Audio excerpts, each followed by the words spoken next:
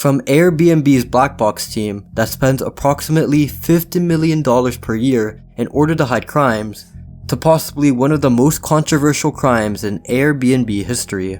These are the most disturbing events of Airbnb. Let's begin with the Christopher Rogers case. When you rent out an Airbnb, you would think that safety in a private environment would already be established by the owners of the rental home, right? Well, what if the host is the one who's putting you in danger and going against your privacy? By the way, don't be surprised by the statement. As you go through the video, you're gonna notice that some of these hosts shouldn't be hosts. Meet Airbnb host Christopher Rogers, aka the man who used hidden spy cameras disguised as smoke detectors to record guests without their consent. In order to get people to rent out his property, it was explained by detectives that Christopher Rogers advertised the home as a vacation rental home on numerous websites and services. The home was often billed as Casa de Rogers and Oasis Masterpiece in Paradise. This was enough to convince the owner of an electronics company and several of their employees to rent out the place. For the first couple of days, there wasn't really that much complaints. Everything was going well and no one really saw a problem. This would quickly change as one of them discovered a small but difficult to see camera that was disguised as a smoke detector. This specific camera was pointed towards the shower in the master's bedroom, meaning that anyone who showered during their time there was exposed and didn't even know it. Because of their findings, the renters continued to look around the house, in which numerous other hidden cameras were discovered.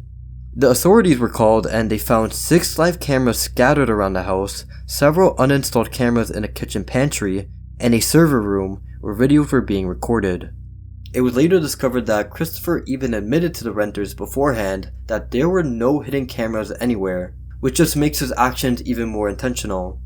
If we look at one of the recordings, we can see Rogers climbing up a stepladder and reaching up to adjust the camera to his desired position. This was the only footage that was shown of Mr. Rogers fixing the cameras, but I wouldn't doubt that there's more. Following the footage of himself, the live recordings of the guests who attended his property were also shown, in which all of those inside were exposed without them knowing. The following weeks later, Christopher would make a court appearance. According to court records, he was indicted on 5 misdemeanor counts of capturing an image of a private area of another person and a gross misdemeanor. And of course, he pleaded not guilty to these counts. Now, this took place a couple years back in 2016, and you would assume, you know what, maybe Airbnb got a little bit better, but just wait till you hear about this. Reports have revealed that Airbnb has been spending approximately $50 million a year to keep serious incidents in its rentals out of the press through the use of a Blackbox team. The Blackbox team consists of around 100 agents across the world, with many of them having some sort of a military or emergency service background. To give some insights on what was involved in their team meetings, a former member came forward and explained, "We provided support to those who encountered or experienced events such as assault and murder. Agents also described paying for bullet holes to be removed in walls and body fluid teams to remove blood. The money also went towards counseling, sexually transmitted disease testing, flights, new accommodations, house costs, and more." In one specific incident, Airbnb paid an anonymous Australian woman $7 million, which by the way is one of the biggest payouts the company has ever made.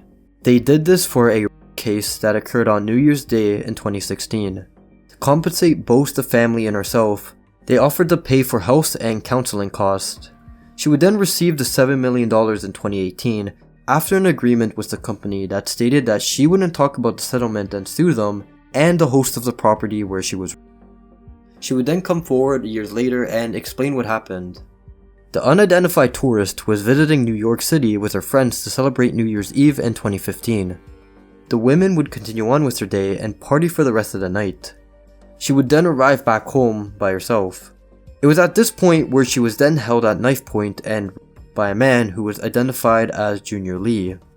The suspect was said to be hiding in the nearby bathroom, waiting for the victim to return to the apartment. It was reported that Junior made a separate copy of the keys in order to gain access to the property, but no one even knew how this was accomplished in the first place. It was later discovered that he was a career criminal as he had 40 misdemeanor convictions according to court transcripts. In the end, Junior Lee pleaded not guilty and his bail was set at $250,000.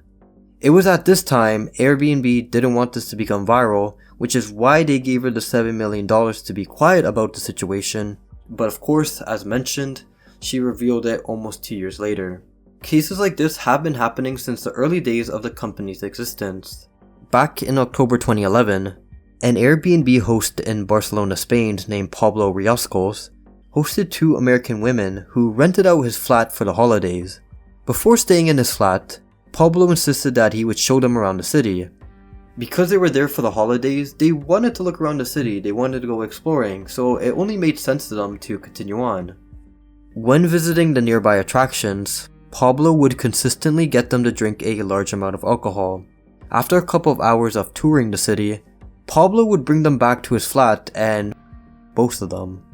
Not only that, it was reported that he took photos of both women while intoxicated and even recorded them while they were being. The 2 women reported this to the police the next morning after leaving his house. As a last-second attempt of desperation, he would then threaten them both that if they didn't drop the charges, that he was going to release the tapes to the public. But this didn't go well at all since they refused to. Later on, the police got involved with the situation and Pablo was taken to court. And all I'm gonna say is that Pablo was in a pretty bad situation now.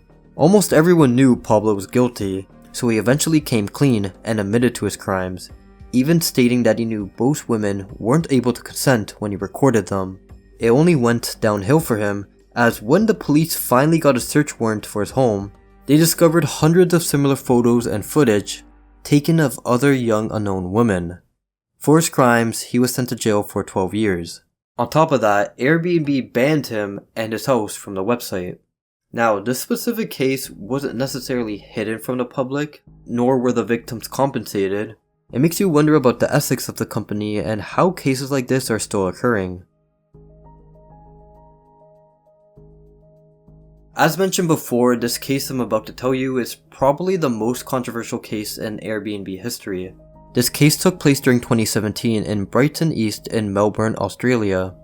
Ramis Januzzi booked and was accepted into a 4-bedroom house for 3 nights. At the time, Ramis was 36 years old and just came out of an 8-year relationship. Supposedly, his boyfriend cheated on him and he was already going through other personal issues. Even though he was a bricklayer for a living, he was still struggling to make ends meet. So that's when he decided to book this cheap place in Brighton East.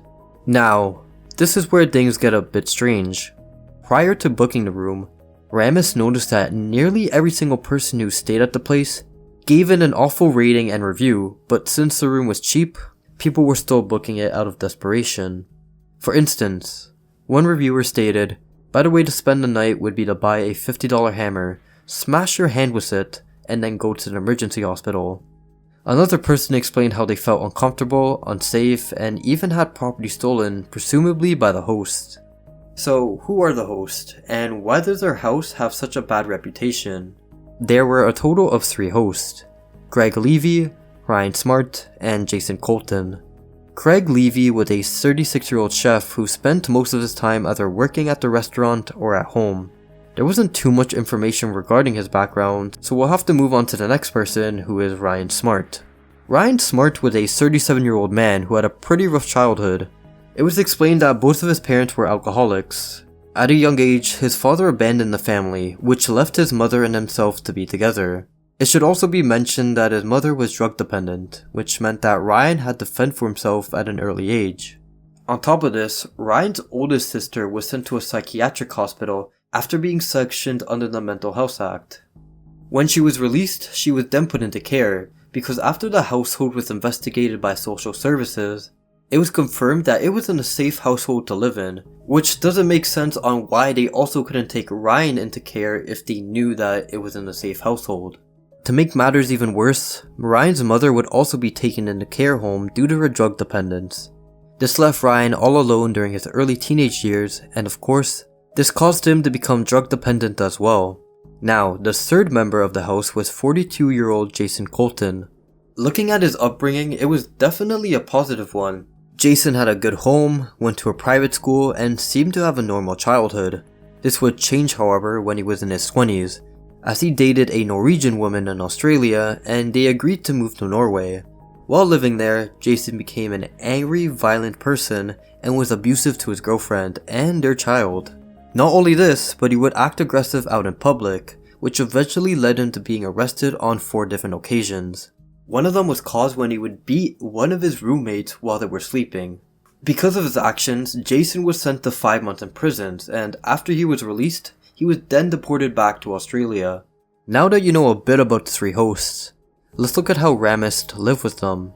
As soon as he entered the house, it gave him a negative feeling as it seemed hostile and sinister. This wasn't any form of exaggeration or him just being paranoid. It was reported that cops would constantly go in and out of his house because of fights, drugs, and so on. But since Ramis just got out of a relationship where he was living with his boyfriend, his parents kicked him out of their house. He was borderline broke, relied on drugs to function, and sleeping in the car wasn't the most ideal situation. This room was the only option. One of the first housemates Ramis talked to was Craig. He told him in secret about his situation and how his life has gone downhill. When his rental time was up, he asked Craig if he could stay for just a couple more days. At first, Craig didn't want him to stay any longer. Instead, he wanted to rent the place to someone else and earn more money. As a last desperate attempt, Ramis showed him his bank account in which he had only $6 at the time. Craig felt bad for him and discussed it with the other host, in which they then confirmed that they would let him stay just for a couple days. But then they quickly changed their minds, as only 2 days later, they requested that Ramis pay them the full amount of $210, and if he didn't, they would kick him out. Ramis would then try to stay in the house for a couple more hours as he would get into arguments with the host by explaining how trash his experience was in the house.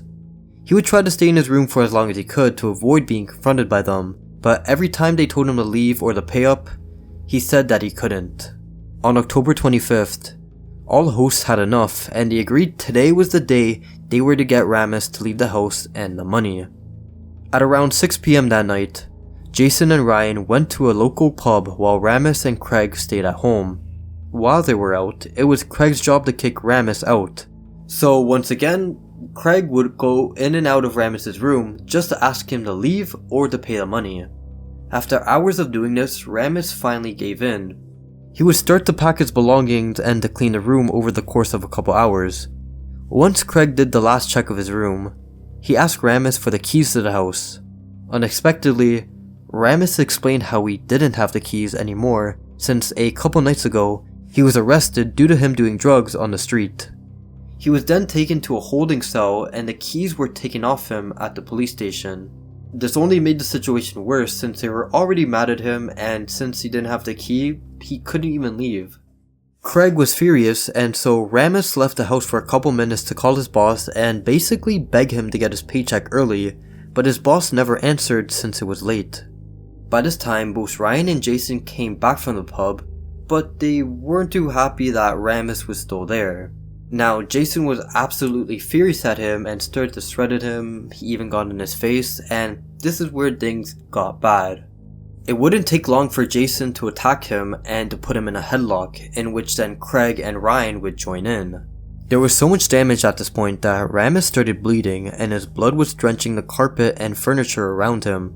They couldn't have his blood everywhere since they were renting the house, so they decided to drag him outside in their garden. At this point, he was so severely injured that he couldn't even stand up, but they all showed no remorse, and Jason would pin him down by his legs. Craig eventually grabbed Ramis' phone and forced him to log into his bank app to see if he had the money to pay them. And it turns out Ramis wasn't lying, he only had $6 in his account. Craig would then enter the house and call the police. This didn't make sense at all, and it was believed that he called them so that they would deal with Ramis and kick him out. But I'm sure the officers are going to be more interested in the man who's covered in blood and severely beaten. While they were waiting for the police, Janice went to Ramis' car to look for money or anything of value. One of the few things he saw was a hard-shelled pencil case, in which he brought it with him, pulled down Ramis' pants, and inserted it into his anus. Before the police arrived, Jason and Ryan went inside to change clothes since they were covered in blood. The police would then arrive in a few minutes and immediately saw Ramis and tried to help him. Unfortunately, before the paramedics arrived, Ramis would pass away after being beaten up for nearly an hour. The autopsy revealed that his cause of death was due to blunt force injuries to the head and compression to the neck. However, a toxicology report was done, and it was believed that a big factor leading to his death was because he had modest levels of methamphetamines, amphetamines, and codeine in the system. So, what happened to the three men? Since they were the only ones at the scene, they were arrested on suspicion of murder. Out of all of them, Jason was the most defensive, and he explained that his actions were due to self-defense. He would go on to explain that Ramis was the one who started the fight, and he never intended to do fatal damage. Of course, the police didn't believe him as there were no wounds on any of the three guys. So they were all taken to trial, and once again, Jason came forward and stated, "In my eyes, he deserved everything he got. He hadn't shown any respect to anyone in the house." It was later discovered that the neighbors were home at the time this occurred, and they witnessed everything. They explained that they didn't intervene because they were scared. One woman who lived a couple houses down would also hear what happened and would be the one that testified in court. She stated that she heard Ramis yelling for help while also overhearing angry, aggressive men in the same area. Similar to her neighbors, she didn't help because she was scared and didn't want to get involved. In the end, all three men were found guilty of manslaughter. Craig Levy was sentenced to 7.5 years in jail, Ryan Smart was sentenced to 9 years, and Jason Colton received 11. At the time of recording this video, all three of them are currently in prison. There's a ton of issues and mixed feelings about this case. Some may argue that Ramis didn't deserve to die, while others may say that he should have just left the house immediately, and the death was his fault. Let me know what you guys think about this case in the comments.